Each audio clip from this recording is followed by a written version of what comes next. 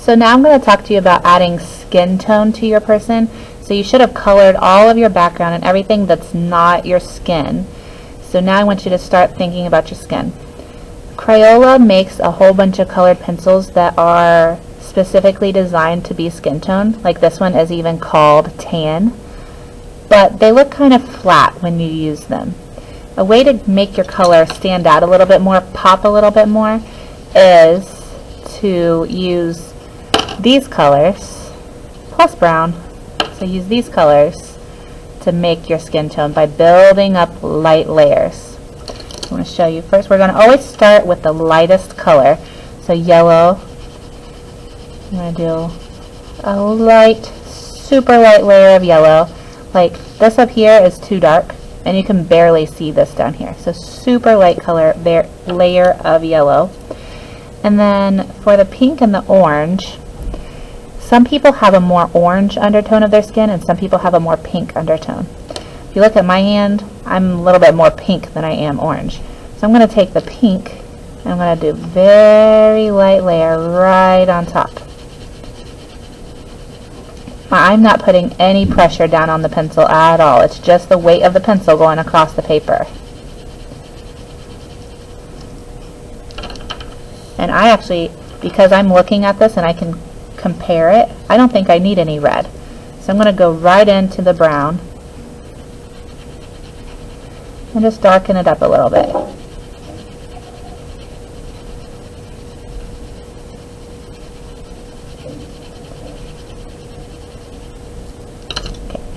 So you can see this color and these two colors, they look very similar except for this yellow part that's too dark.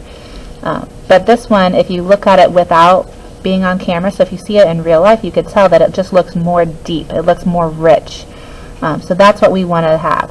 So what I want you to do in your sketchbook is I want you to practice creating various skin tones. So practice using only pink, practice using only orange, practice adding some red in there, practice, practice, practice. And by the end of the period, you should be able to have a nice, solid skin tone that you are ready to start applying to your drawing.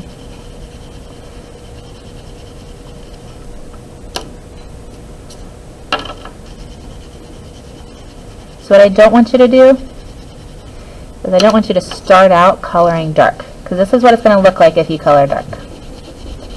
So I've got my orange or my yellow. I'm going to go back in with my pink. I'm going to use the same colors that I used before.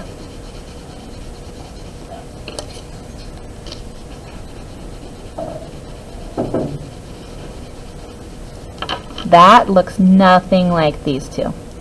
So what happens is your colored pencil is made of wax, and your paper has these itty bitty little microscopic little bumps on it called a tooth. So the point of your pencil is, the wax on your pencil is getting picked up by the tooth of the paper.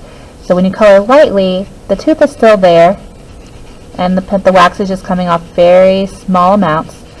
But when you color like this, the tooth is getting demolished. So your tooth, instead of looking like this, starts to look like this. And when your tooth looks like this, it can't pick up the wax off of the pencil. It's like sandpaper that doesn't have any grit on it. So always color lightly, because if you color like this, the color stops coming off the pencil. It won't blend. You see how you could see all of the individual kind of pencil marks here, but here you can't. I'll get it a little bit closer so you can see. Okay. This does not look like skin. This does.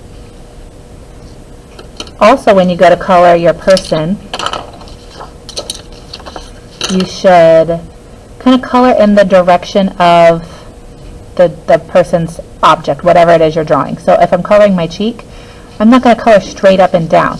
I want to color in the direction of my cheek, very lightly, and then I'm going to do my next layer in the same direction. Always make sure you're coloring in the same direction. So I want you to practice first, and after you practice, after you feel like you have a good hang of it, then you can go and start adding it to your actual picture. Good luck.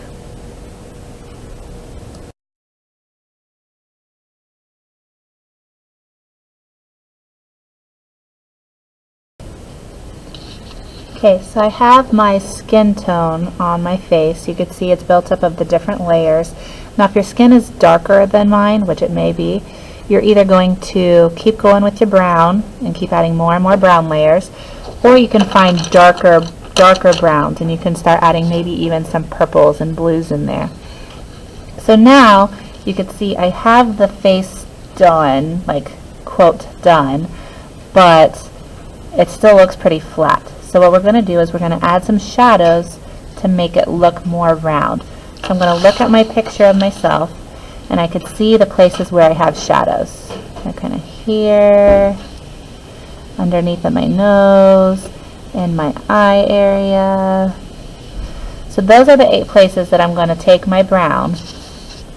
I'm going to go in and do even more layers. And I kind of already marked them off with my pencil when I was drawing. I'm going to be a little bit more specific when I'm adding my shadows here.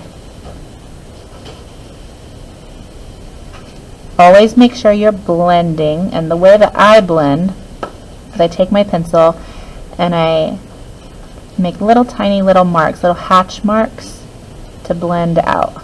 Now I'm doing that so fast that it looks like I'm just coloring back and forth, but I'm not. I'm making little itty bitty microscopic hash marks to blend. If you don't blend, it'll end up looking like you have a streak right down the middle of your face, and that is not very pretty. I'm going to start with the brown. I'm going to go in around your nose. That is the area that makes your nose look like it's standing out. So, interesting fact, your nose does not have any lines on it. Instead, your nose is only seen because of the way the light hits it. So if you were in a room with no shadows, your nose would just disappear. You wouldn't be able to see it. You might be able to see your little nose holes, but that's it. You wouldn't see anything else.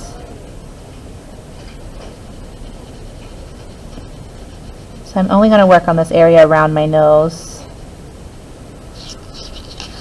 and a little bit on my cheek here.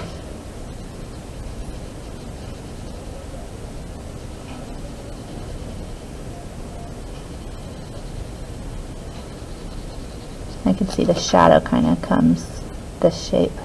So I'm going to give my shadow that shape. It's following the shape of Livy's head.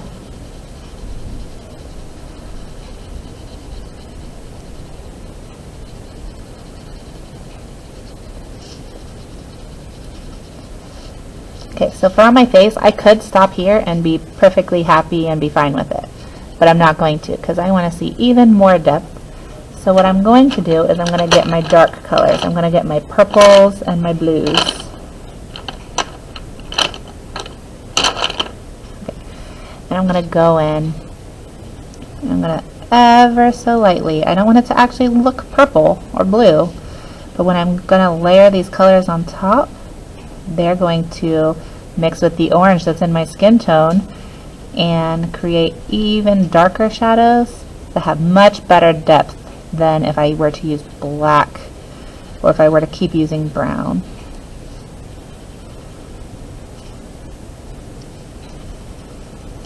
I'm going to get some purple in here too.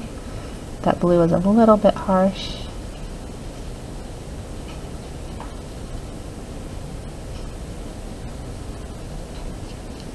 So make sure you have your reference picture out, especially since I printed it in black and white. You should be able to see very clearly where your darkest shadows are, where your mediums are, and where your lights are. Lights are hard to get once you've already colored it, but you can try to layer light color on top. So like this part of my cheek right here is super bright. So I can try to take my white and layer on top, but I don't necessarily think that's going to do very much.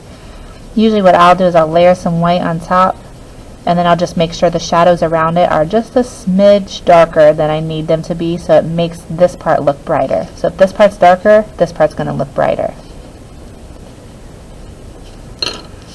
Let me put it up close to you so you could see all of those beautiful depth of color in there, but far away it just looks like a shadow. So this is the last thing you're going to do for this portrait before we finish. You're going to go in and add shadow to everything, not just your face. You're going to add shadows that are there. So if you were to be able to see my body, I would have shadows on my body.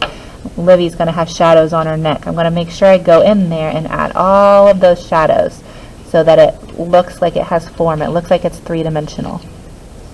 You can practice in your sketchbook first, right on top of that paper that you already colored on. So this part here where you already practiced making your skin tone, you can just go on there and practice. I call them little shading tornadoes, little value tornadoes, because they're dark and then they gradually lift to light. And you can just practice, practice, practice until you have what you're looking for. Remember what I don't want to see. So this is good. This is not so good. Just having straight rough edges. Not as good. So,